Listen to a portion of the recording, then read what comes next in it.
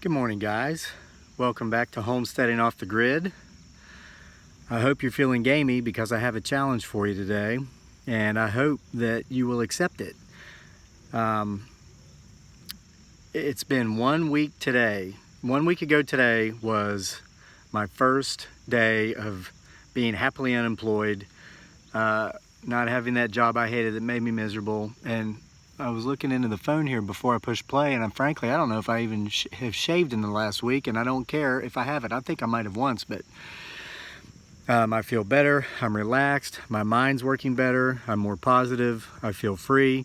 And a lot of people have asked, did you reveal your abusive employer? Yeah, it was the United States Postal Service, and I'll link that video. You've had a hard time finding that reveal video because it's titled. That was really more an issue of bullying than anything else, and so the title has to do with bullying and leaving a message for my son. So I'll put that video at the end of this one so you can see it. It's long, but there's some things in there I think you'd be interested in hearing. But anyway, that's the past now, and we're looking forward to the future.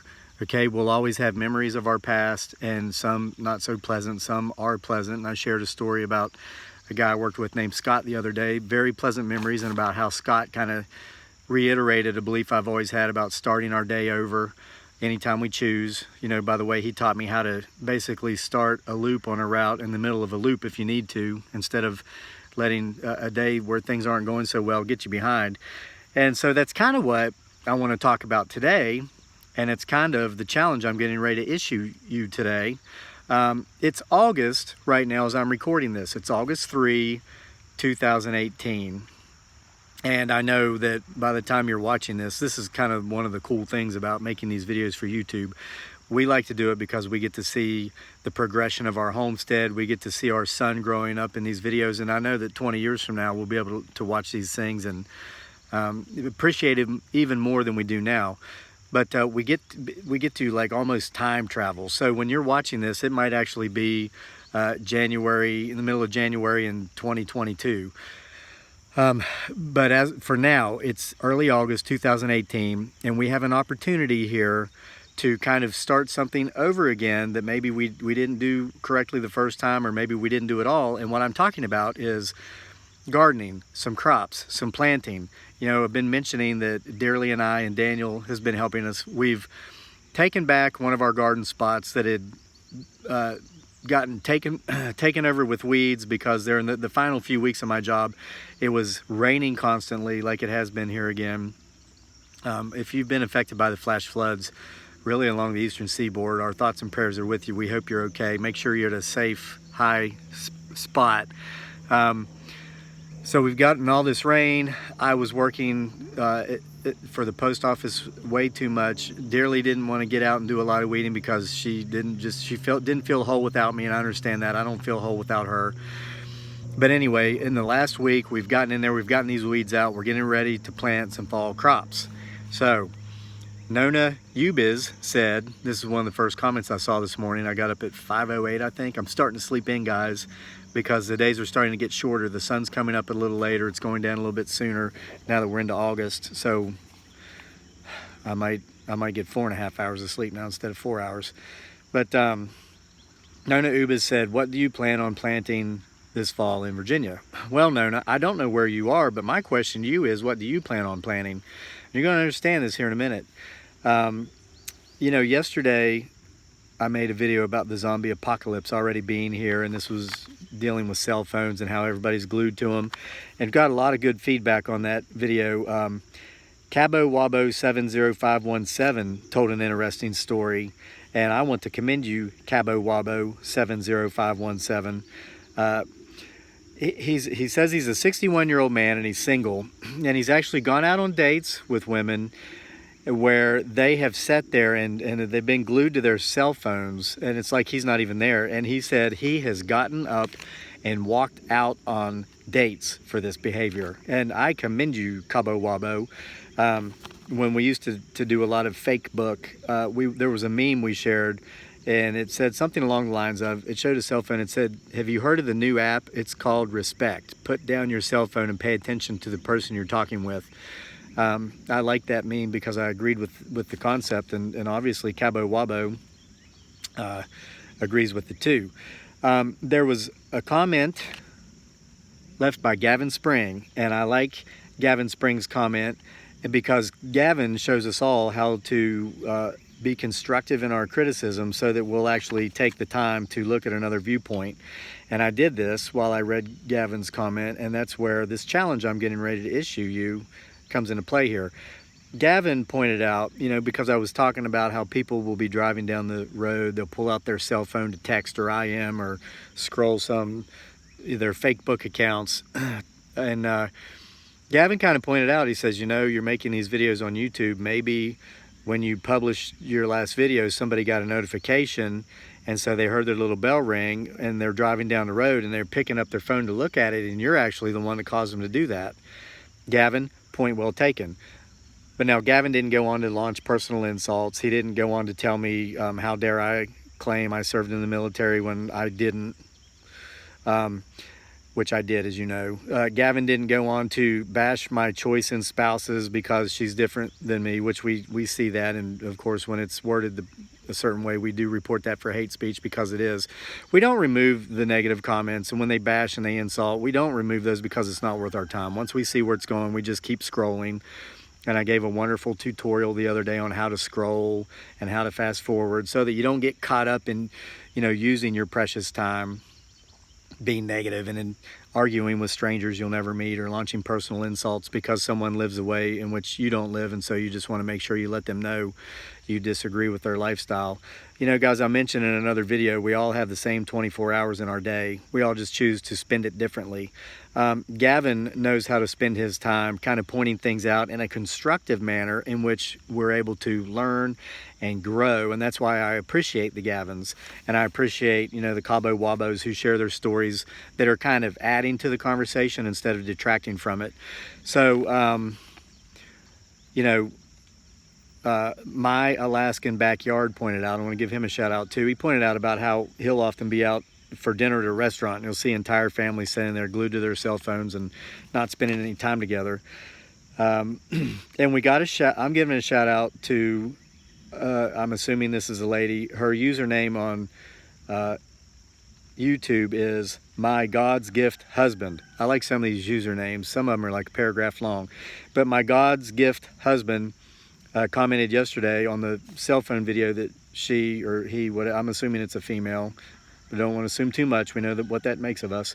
That they were watching from Bohol, which is an island in the Philippines. I showed a picture of it on my coffee mug the other day where we were in front of the Chocolate Hills.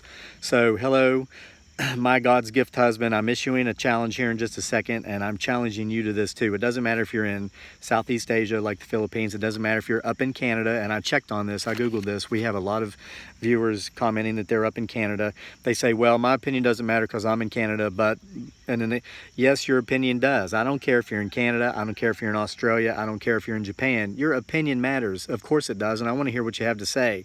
So thank you for being with us. And when I issue this challenge here in just a few minutes, and I'm getting to it, all Canadians are welcome to participate in this challenge also. So, but Bohol's a wonderful place. My God's Gift Husband, you might be at the Bohol Tropics Beach Resort right now. If you're there on vacation, if you don't live there.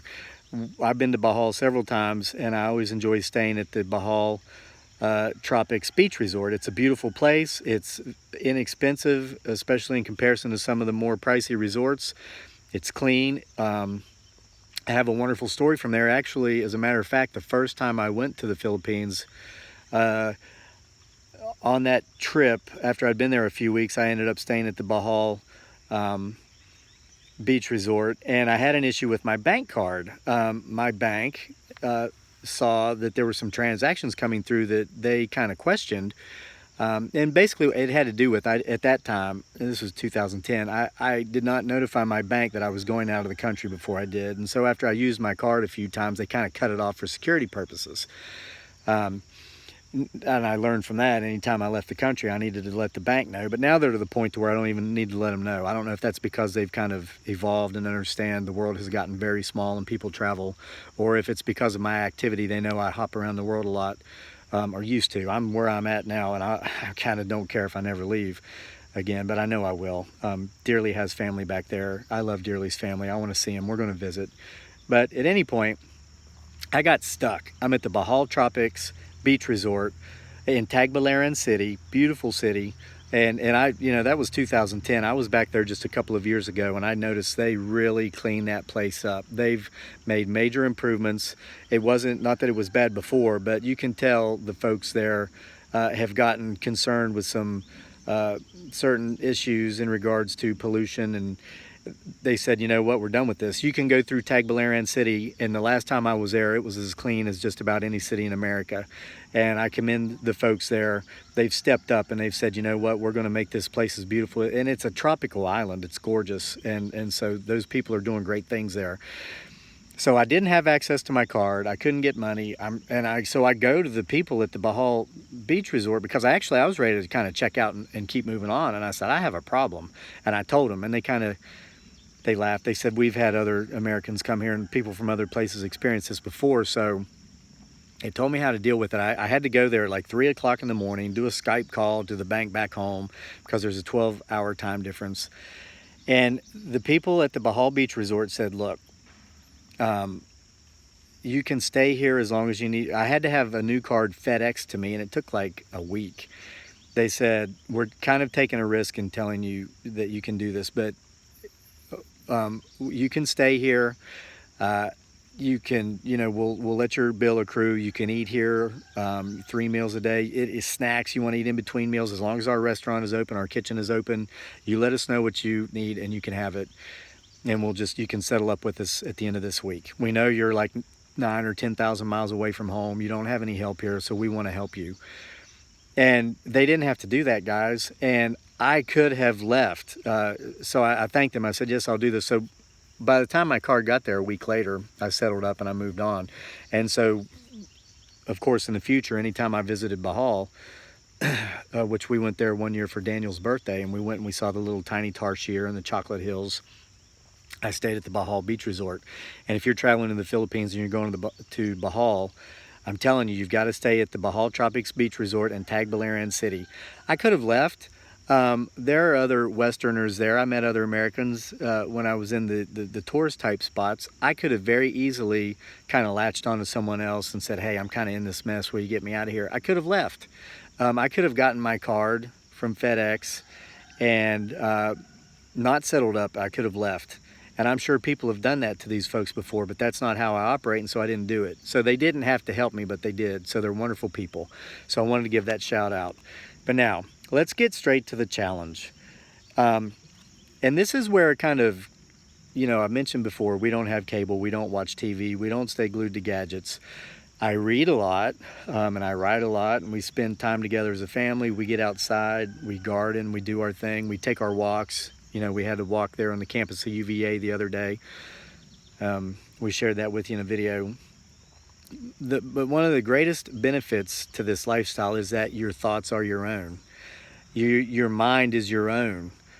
You're not being controlled. They call it television programming for a reason, because it programs your brain. I mean, I know you're probably thinking I'm one of those crazy people with aluminum foil on my head, but I mean, this is how I think, and I'm just sharing this with you. And I mentioned Professor Baim in a video a couple weeks ago, and I had lent him this book. Another commenter pointed out that the name of the author who wrote that book, it was called Connections, was a guy named James Burke. And he was both a historian and a scientist. And he had this amazing way of taking completely unrelated bits of information and tying them together. And that's kind of where the title of his book came from, Connections. Well, when you're not glued to cable, you're not glued to television, you're not being told what to think and what to buy and what to eat and how to have all these things so you'll be who you are, because we talked about that a couple weeks ago too. It's not do this certain job, have these certain things, and then you'll be all you can be. No, it's be who you are, do what you love, and you'll have a life beyond your wildest dreams. And that's how we kind of do things here. And a lot of you watching do that too, because we do read the comments. We scroll past the negative ones, the insulting ones. We don't even waste our time in removing them. But we like to find the ones from Cabo Wabo and from My God's Gift Husband and My Alaskan Backyard and so many others. I'm sorry if I'm missing you. It's not intentional. We get so many. So we're out the other day, and me and Dearly are talking about some ideas for the homestead and ideas for the channel. And she says, why don't we do that wasabi challenge? And I'm like, what? And she's telling me, you remember, I mean, and it's kind of obvious, Dearly's a little bit younger than me. She's a millennial, okay, a little bit. She's 14 years younger than me. So she kind of sees different things when she does go online than I do. But she's telling me about some wasabi challenge where people are snorting wasabi up their nose. And I said to her, why would we do that? And then I remember the ice bucket challenge from a few years ago. And these are the kind of things I would just never do. And I'm not knocking anybody that has, and I'm not knocking anybody who's entertained by those things, but those just aren't my things. But I was thinking, and this was kind of connecting ideas, piecing things together. And so I'm piecing together here because, here he is, Gavin Spring. Gavin Spring had a very good point. He said also in his comment that if we're not partaking at the, if we're not part of the zombie apocalypse, we might be feeding the zombies. And he had a very valid point, because you guys are watching a video right now on a gadget of me. So I thought, well, what kind of food do we want to give these people? And I'm not calling you zombies, don't take that the wrong way, but I'm taking home Gavin's point that we're either part of the problem or we're part of the solution. So if I have you here on my gadget or on your gadget watching my video, I want to be part of the solution. So I'm going to issue a challenge to you, and this is piggybacking on Dearly's idea, and it's not about snorting wasabi up your nose, and it's not about dumping a bucket of ice water on your head. That's not why this bucket's here. Okay, and it goes back to Nona Ubiz, first comment I saw this morning, asking me what crop am I going to plant this fall. So Nona, everybody watching, whether you're in the United States, whether you're in Zone 7 like us here in Virginia, whether you're up in Zone 3, which is the northern tip of Maine and over up above the Great Lakes region where we border Canada, or whether you're in maritime Canada or northern Canada, or whether you're in Bahal, whether you're in anywhere else in the Philippines, or whether you're in Europe, whether you're in South America, this challenge is for all of you. Here's your challenge. This is the fall crop planting challenge. And you don't have to have 6 acres like us. You can have 1,000 acres. You can have an apartment in the city. I'm challenging you to plant something now so that by this fall you can harvest it. I don't care where you are, how much space you have. I'm challenging you to plant something. Okay, maybe not today because maybe you have to go buy some seeds. We have to go pick up some seeds. But this week, okay, it's August 3. There's still time. And guys, I'm going to share a website with you here. It's ufseeds.com. After you watch this video, go to ufseeds.com and you can find your planting zone. A lot of you might not know, okay? The numbers start small up at the top, work their way down. Like, for example, we're in Zone 7 by the time you get to Virginia. If you keep going south, you hit Zone 8. Once you hit the Carolinas, you hit Zone 9 there in Georgia and down through Florida. I think this is correct. I wrote it down because I don't want to look like I don't know what I'm talking about. Yeah, Zone 8 is Carolinas, Georgia. Zone 9, Florida, Texas. And the most southern tip of Florida and down through the Keys, you actually hit Zone 10. So if you go to ufseeds.com, you'll be able to find your zone, and they have these awesome little charts that show you what you can plant each month of the year. So you know that there will be time, barring unseasonable weather, which we've had a lot of this year. You'll have time to harvest it before your first frost or your first freeze or whatever will negatively impact your plants or your crops where you live. So here's what these are for, okay? And I want to give a shout out to a guy if he's watching. He lives in Charlottesville and his name is Will. I met Will on one of my mail routes there in my final weeks of working for the United States Postal Service as a city carrier's assistant. Will had a beautiful garden, or a container garden, one of the most beautiful I'd seen. Will, he had a nice sized yard, but it wasn't as big as ours. But Will wanted to do a little more planting, I think, than his yard would allow. So he had all kinds of buckets just like this on his front porch, and he had plants. He had blackberries, the biggest blackberries I'd ever seen. They were about the size of a golf ball, and this is not an exaggeration. And I caught Will out one day when I was going through there delivering mail, and we talked about his container garden. So Will is proof that even if you live in town and you don't have a bunch of acreage, you can plant with container gardens. Now these are planters. If you've been following us for a while, you'll know this, but if you haven't, I'm going to point this out to you. We needed a bunch of containers for our trees. You know, we're planting trees. We've started thousands of oak trees from acorns last fall. They're doing really well. While we were weeding our garden over the last few days, we found baby poplar trees that we're putting in these pots to keep them because, yeah, somebody asked this, we do plan on having a nursery, and this is a project you've got to start years in advance. So we got about 2,500 of these for $20 on Craigslist a few months ago. And it took us over a month to do it, but we sprayed and rinsed these out so we wouldn't be spreading bacteria. And then we have some larger ones. These came with some trees we bought over the years, like the apple trees behind me, which will stay in their cages because, you know, we're giving the deer a lot of food up here, but I'm not giving them these apple trees. But I'm going to use this to practice what I preach and plant some green beans on our front porch.